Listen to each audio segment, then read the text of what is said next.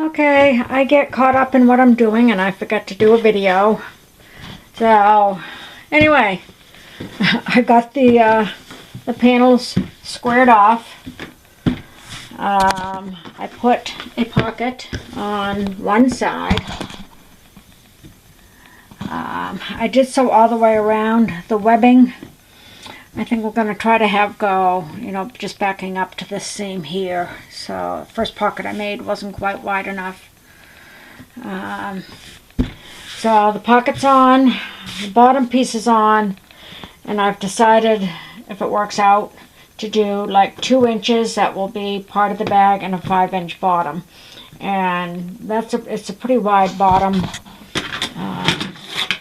Giving 5 inches would be from here to here.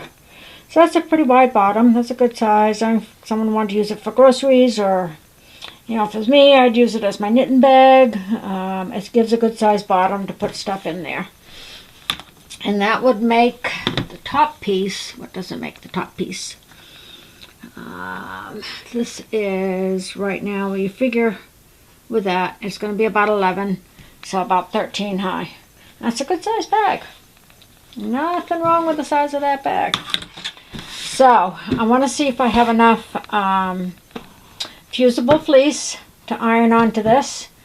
And this afternoon I might actually go to the quilt store and see if they have some brown webbing that I can use on this. So there we go. It's moving along. Well, I'm back from the fabric store, and what I ended up getting was navy blue. This is probably not that much different than the black, except it's softer than the black webbing, but it didn't cost that much.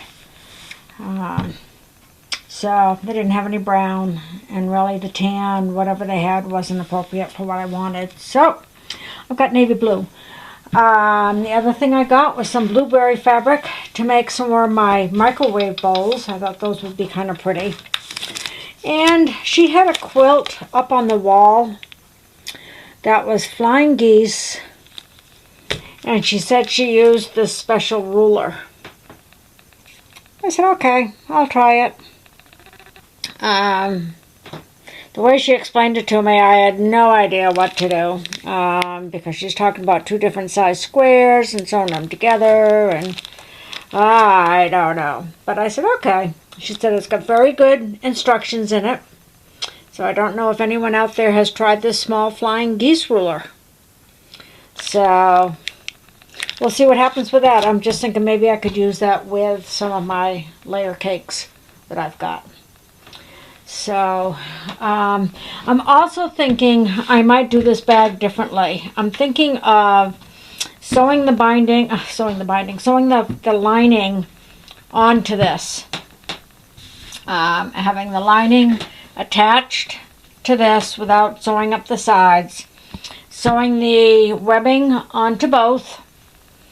And then doing, I think they call it French seams, and putting this together.